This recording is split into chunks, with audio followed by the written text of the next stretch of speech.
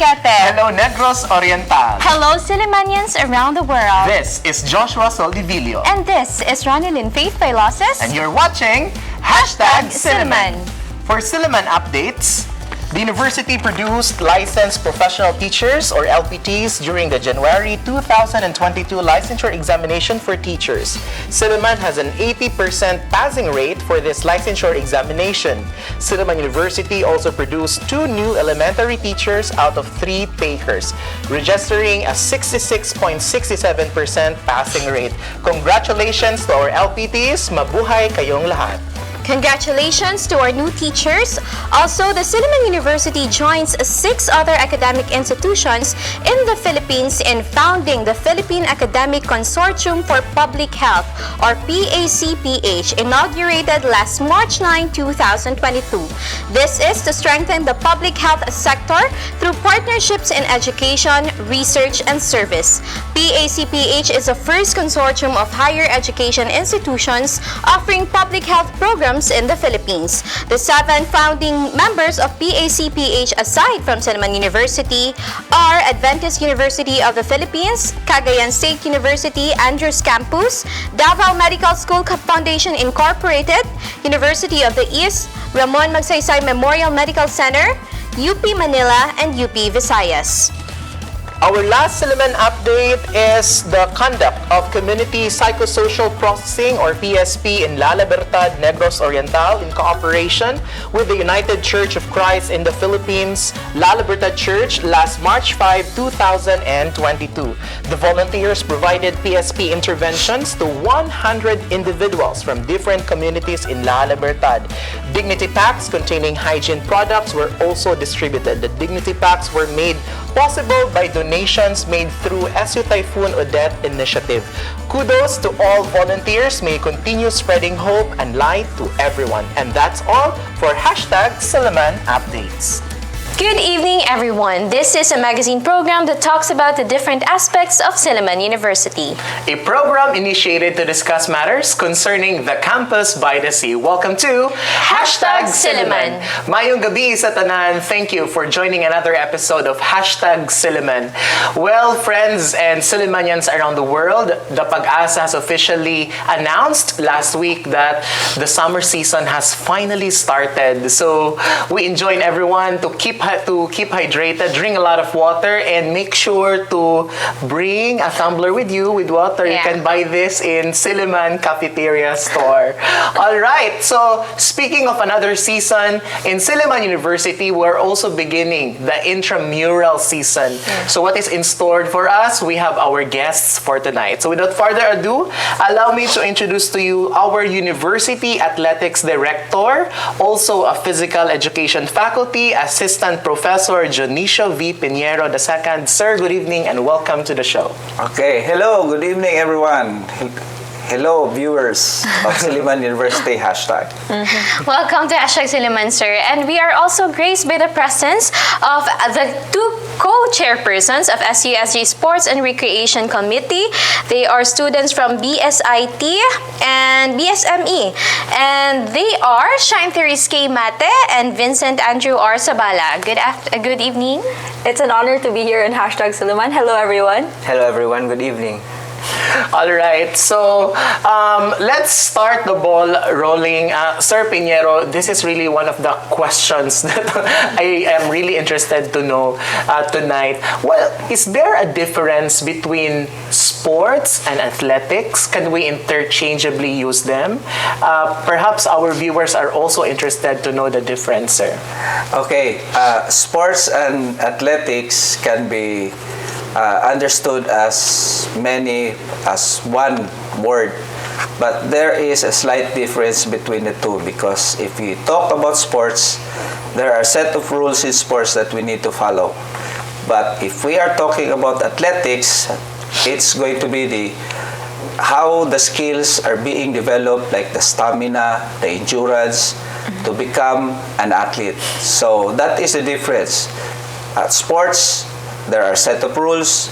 Athletics is the developmental of physical, the endurance, the stamina of becoming an athlete. Right. You know, Josh, when we talk about sports and athletics, you know, the concept of it, most of the sports like volleyball, basketball, it requires face-to-face interaction. Definitely. No, my question with Sir Piñero is, how did it change? How did the pandemic brought change to how we do sports nowadays, especially in the university, sir? Okay, I really was amazed of some of our students because they really find ways of still honing their skills even though they are being confined in their residences. They still able to find space to do exercises and of course honing their athletic skills so that they still engage in the sports that they are in. So this is one of the things that our student athletes are not losing of their inherited athletic skills, but yet they still continue to hone despite of the pandemic.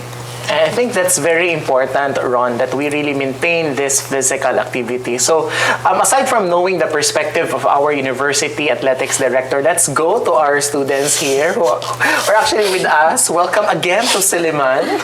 I think it has been 2 years you've been in the campus. Or what? Have you been here recently to update your IDs, or this has been the first time na since the pandemic? Last week I got my new ID. Okay, so you went here. So welcome again to Silliman. How about you, Shine? Last school year we went here for E-trams. For E-trams. So it's been 1 year, right? So I hope you're not lost ba or what? Okay. Anyway, so we have Vince here from the College of Engineering and Design, and we have Shine from the College of Computer Studies. Ayan. So how have been the experience, Shine and Vince, with your PE courses right now that are done virtually? What are the things that you like most about it? Okay, so for my experience, I actually entered college as a freshman. So my encounter of PE in college has always been online. Online. So given that, a very interesting experience we have is that last school year, we actually had our PE as recreational activities, Wow. which I think was very interesting because we were made to do a lot of things like board games, but among those that stood out to me was we were allowed to water our plants and fold our clothes and basically do activities that exert physical I do physical activities at home, and given that nalimpyo po na mong balay. Hitting two birds with one stone. Right. Yes. Okay, how about you, Vince? Well, on the contrary of Shine, all my PE courses were done face-to-face. Sana all. So I never experienced the virtual PE setup. But during the pandemic time, I have been trying to play sports and also observing those in the virtual setup while they're doing sports with themselves, like playing volleyball against the wall. Okay. Yeah. That's So- interesting. No, there were really changes because of the pandemic. I would like to ask Sir Piñero, what were the programs or what are the programs in the PE department that are being offered to our students? Do we still Okay. have swimming this semester, sir? So, swimming was offered during the first semester, but Right. for the sake of discussion, this school year, the Physical Education Department, headed by Mrs. Assistant Professor Miriam Ramacho, prepared basic PE classes that will address to the needs of our students who are observing health protocols, the pandemic period, on how they will be able to overcome. So one way of letting them continue to observe a healthy lifestyle is giving them and offering them a basic PE that will have a significant development to their aspects of life through physical, mental, emotional, and spiritual. Even spiritual, right? So I believe that there is really a deliberate effort, Ron, no, to do our best and maximize the resources that, of course, we have. And of course, our student leaders here in the student government are sure very enthusiastic, very energetic. So how do you encourage those students, Shine and Vince, who are not really into sports, you know? Ron, were you into sports when you were a student here in university? Yes, actually, but aside from basketball, because the ring is too high and my height is too low. So how do you convince or how do you engage our students into sports as members of the sports committee?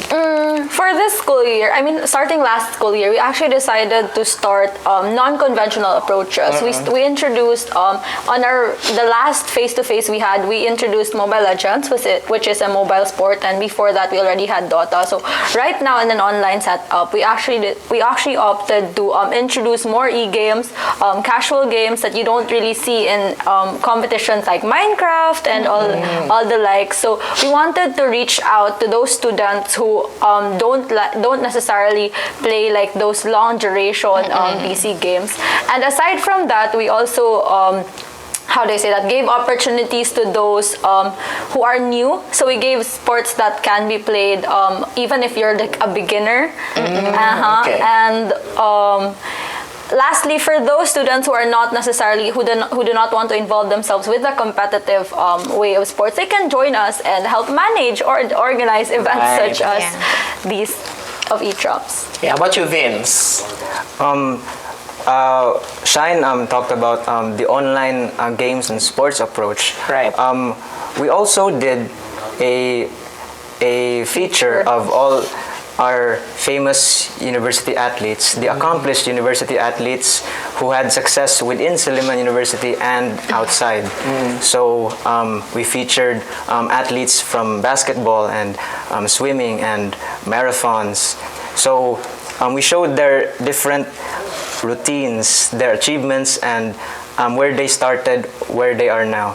To reach out to the audience right now, to the student body, to show them that even in the pandemic, you can still be healthy, you can still improve as an athlete, and still be physical. Yes, and I think that's very inspiring, no? Not only to these physically active students, but even those who are not really into sports, right, Ron? So we heard the perspective of the students. How about, sir? What is your most unforgettable moment during the online setup? You know, some anecdotes that you can share to the audience. Okay, so there are many things that happen during online learning or the online distance learning, because you will be able to hear students sharing some experiences that they have during this pandemic because of every day there is health protocols that you need to comply. So one way of encouraging them to continue with their experiences is I always encourage them to always stay fit, observe healthy lifestyle. You do sports even in your own little space, At the convenience of at your own convenience, of course, because you will be able to manage your own time.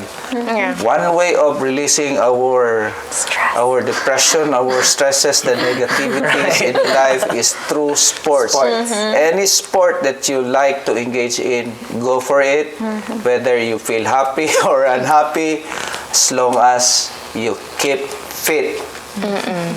Because it's the only way that we are able to live a healthy lifestyle. Yes, definitely. So speaking of a healthy lifestyle, I think that's why we are also promoting intramurals, right, in the universities, and that's why we have one of the 5 C's of Sillimans, which is the court. That's correct. So we'll be talking about the intramurals when #Silliman returns after a short break.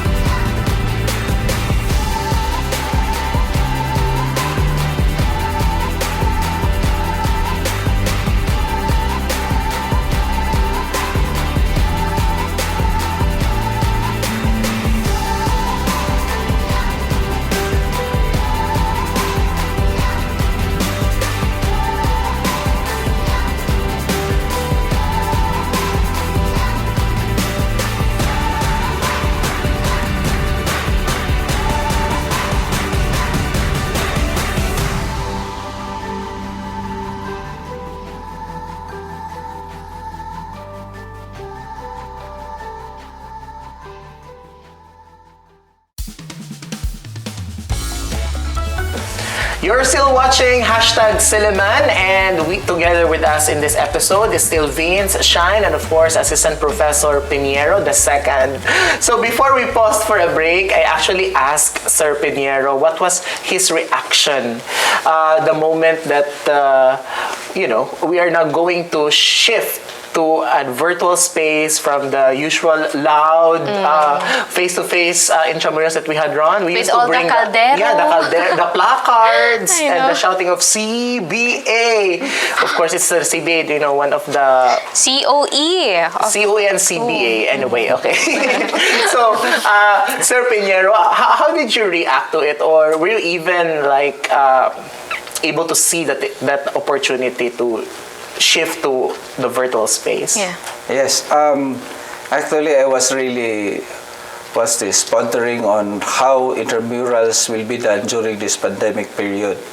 And then I keep on pondering, and suddenly, from the students of the SUSG came up with an idea of having an e-games. And I thought, oh, there was an e-game before, so I think they have to give more of the e-games for the pandemic. So suddenly, someone shared to me, "Sir, we have planned for the intramural. So what is that all about? It's an e-game. Okay, you start working on it so that you can be able to deliberate it and have a debate within your group, Yeah. and then come up with a proposal, and then I will accept that one immediately, endorse it to the VPA." And then I said, wow, the paper that was given to me was really an address of the problem of the athletics department on how the intramurals will be done during this pandemic. So I give the credit to the sports com of the SUSG because they are the brainchild of the E-trams.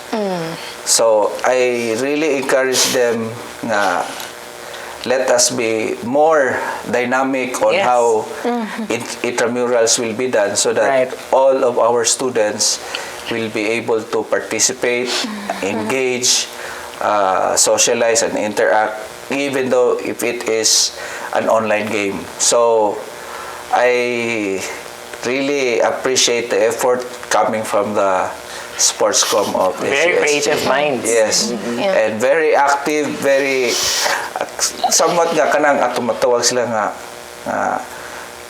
you ask them and suddenly there is always the result nga positivity nga Very proactive. nga naa dayon solutions ko. So, well, I think the SUSG Sportscom will have to say how they were able to come up with the intramurals that will be used for this year's intramural games. So yes, coming from Sir, they are the brains behind these e-games. Yes. Can you please tell me or tell us the story behind it? Like, are we the first the university to have this one?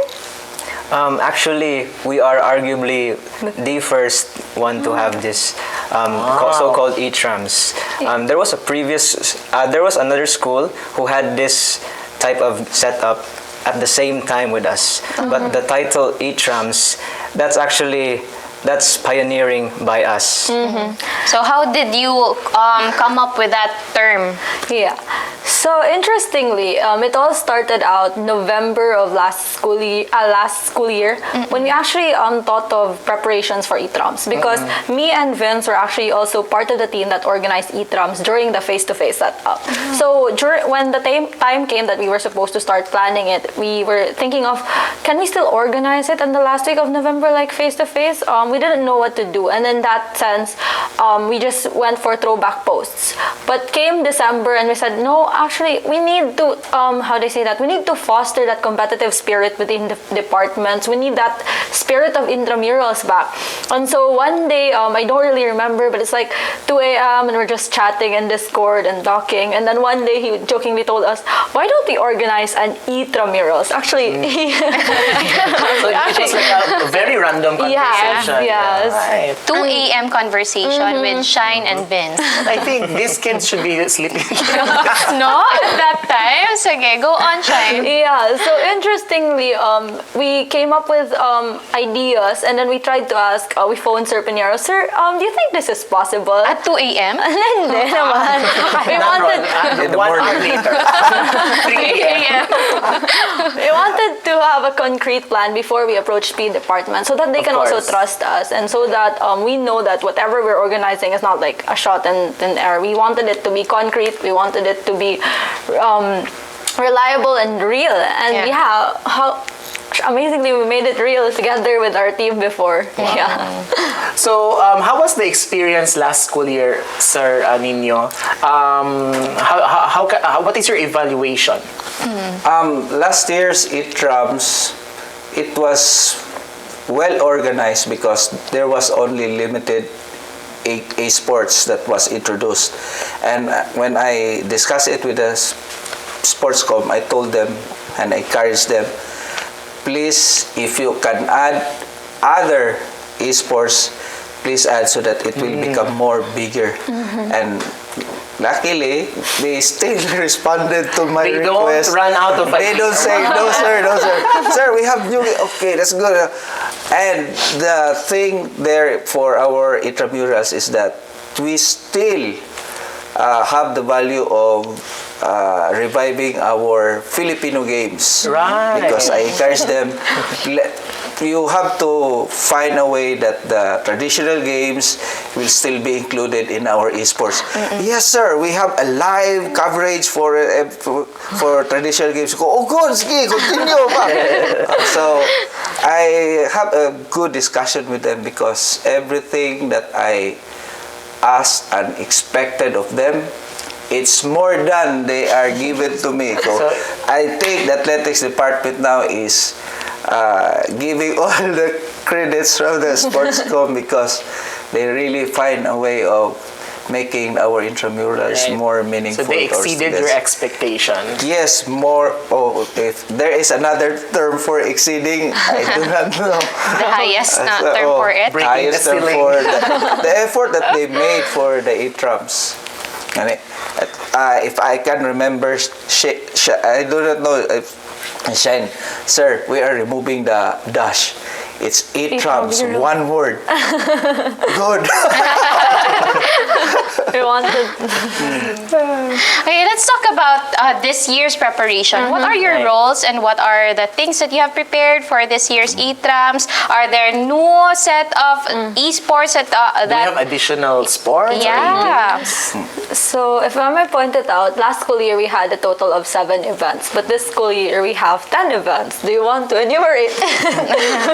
So, So enumerate those things. for this year, we have Axie Infinity, Call of Duty Mobile BR, Call of Duty Mobile Multiplayer. Multiplayer, Online Run, Online Takyan, Dance Sport, Takyan. Dota 2, and Valorant. That's 8. Mobile Legends. Mobile Legends and Minecraft Silliman Edition. Oh, so there are 10. Wow. I'm interested with the dance sports competition. So how do you do it? You just let them. Is this a live performance or a recorded one? That dance sport specifically is pre-recorded because we Pre-recorded. found it hard, especially with the restrictions in the pandemic. And Yes. actually, who's in charge with dance sport is actually our PE department. They actually helped us in this, and they took charge with regards to that aspect. So we're really also thankful because we have their cooperation, and we feel like it's support from them to organize like intramurals online. So if your attention was caught with that dance sport, my attention was caught with that online taken. Can you please tell us how is a will you do taken? it? Sige. Well, we owe the honor of Online Takyan to Sir Piñero. He is the one who coined the game, actually. Yeah. It's basically an iteration of the original Pinoy sport takyan, but just I really done like virtually. his accent. Takyan. Can you repeat it, please? Sige. Takyan. Right. Yeah, they're So, all like, live. how many players in the Takyan? There's two per department, and their Okay. attempts are actually like they're allowed to takyan, like to kick it for 5 minutes, and their attempts are just counted, and then both the pair is added. So they're the winner is the most number of kicks per department. It's like two players.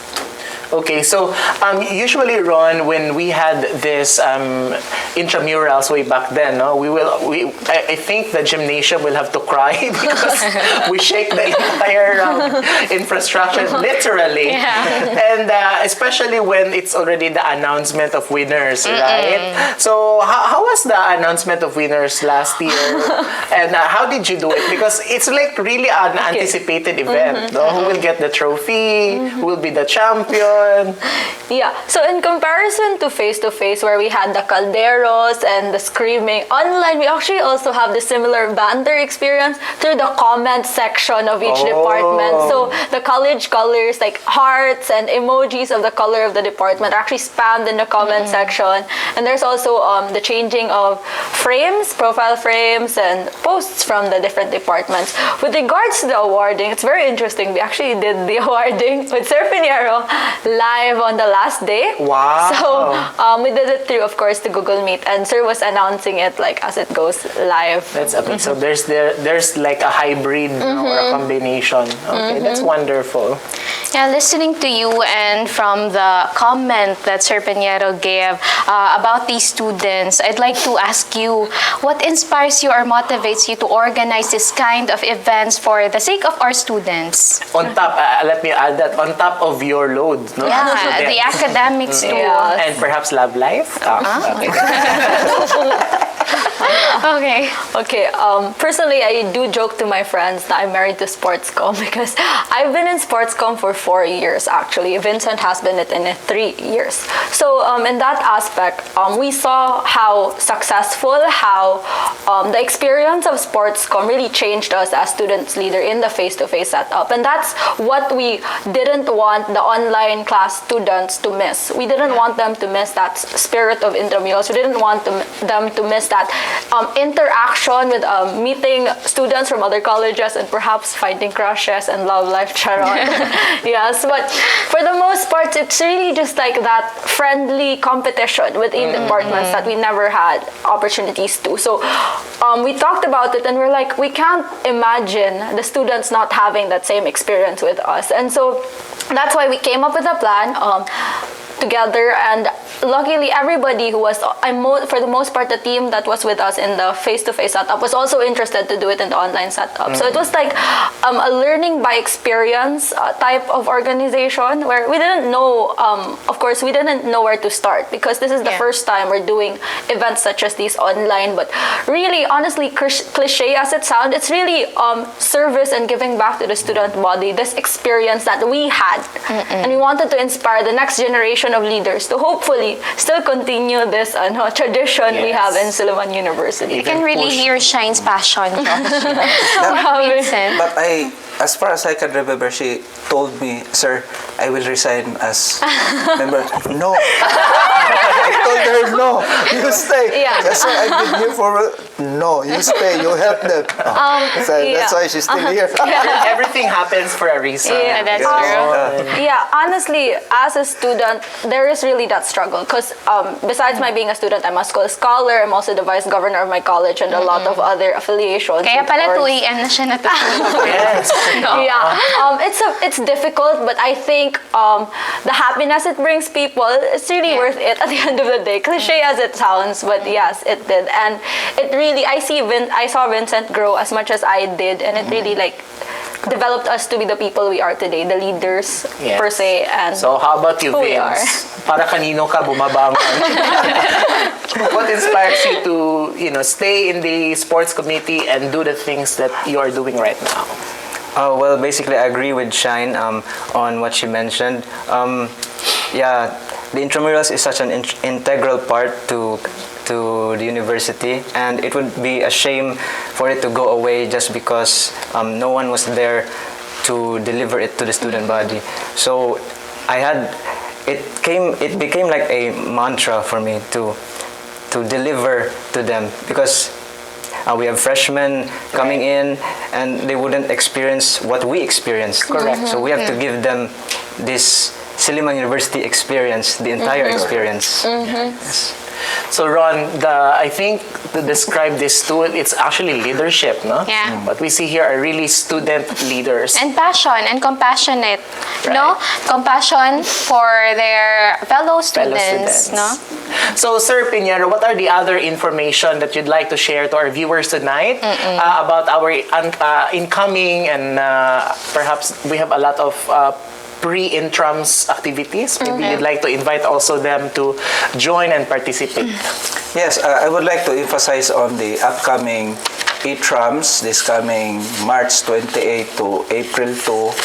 And I proudly say that this is going to be officiated by our bona fide students of the university. They are being selected by the Sportscom so that all of our students who will participate in the E-trams will have a very good experience, interaction with other players coming from other departments. So I think that is going to be the highlight of it, because in officiating, and if you are getting it from the student body, it's another thing Right. Yeah. that they are going to experience. So as what the sports committee said, the Silliman experience is very valuable, very upright. Yes, Holistic. very holistic in all approaches. Right. So, munagi pa sa'yo, Silliman experience. Wonderful. Shine and Vince, would you like to invite our fellow Sillimanians to participate, and maybe there are like a launching? Maybe you can also invite them to join you guys. Okay. The Silliman University Intramurals 2022 is the culmination of not only talent but camaraderie and sportsmanship for the whole university. It celebrates the fifth C of the 5 Cs of Silliman, which is the court.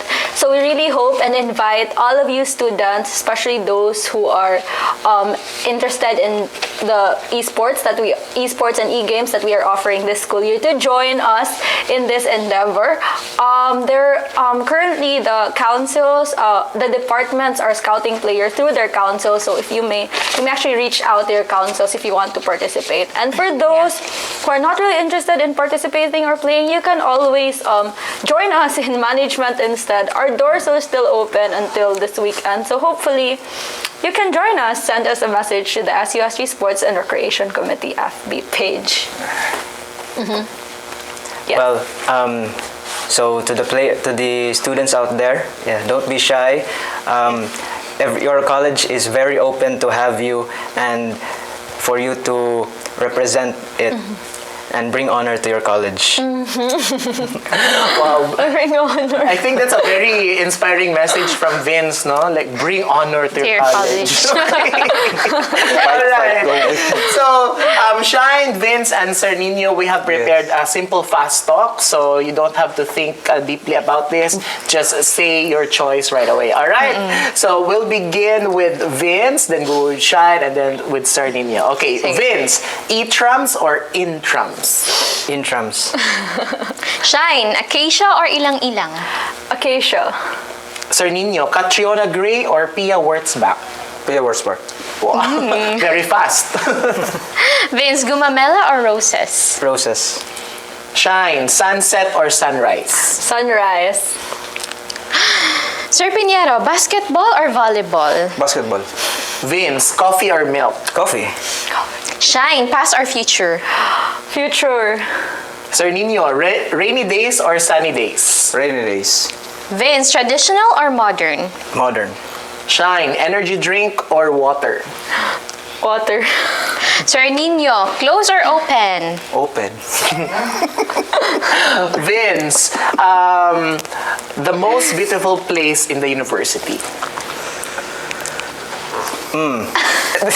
Amphitheater. Amphitheater. Shine, who is your most favorite teacher in the university?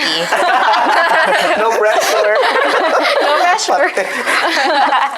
We have so many teachers who are talented, but of course, one of the best would be Sir Piñero. Yeah. Oh, diba? Correct sir. answer. Bias. Sir Piñero, if love is the answer, what is the question? What is love? Love is love. That's correct. Okay, Vince, if TBA is the answer, what is the question? Can I not enter class? Shine, if my soul is the answer, what is the question? Online class platform. Sir Piñero, if library is the answer, what is the question? Where is the library? In the library. Yeah. All right, thank you very much again once to our student leaders, Shine from the College of Computer Studies, and of course Vince from the College of Engineering and Design, and of course our very active and ever dynamic University Athletics Director, Assistant Professor Dionesio Piñero II. Sir, Shine and Vince, thank you very much. You're welcome. So we have now come to the last segment of this episode. It's called hashtag WTP Word to Ponder. So Ron, I think we have a very active Yes. an engaging conversation today. What is your word to ponder? I'm torn between move and active, but I'd like to go with move. It's the word that we use every day, but it is really something that we need to ponder and something that we need to do every time. No matter how we feel stagnant, no matter how we feel like nothing is changing, move. Even with the little steps that you can, just move. Or keep swimming kahit walang water. Keep swimming through life naman. Okay, how about you, Josh? What is your words to ponder? I think it's related. My word for tonight would be persistence. You know, you just have to keep on moving, persist. And these challenges anyway are like waves in the oceans. Like they keep on coming, but they are the ones that keep us moving. Yeah. So persist, but learn to rest. Do not quit. Continue to fight because God will be in your side. Right? Yeah, that's true. So that has been a wonderful conversation. Daghang salamat. See you next week, and to God be the glory. Hey there, Sillimanians! Daghang salamat for joining another episode tonight. I hope you are excited about our incoming intramurals. Don't forget to follow us on our social media accounts. On Facebook, it's called #Silliman, and we also have a YouTube channel called #Silliman. Don't forget to push the notification bell so that you'll be updated whenever we have new posts. And catch us on Failed Products every Monday at 8 p.m. and replays will be shown every Friday at also 8 p.m. This has been Miss Ronelyn Vailoces And Joshua Soldivillo. See you next week here on #Silliman! Bye, guys!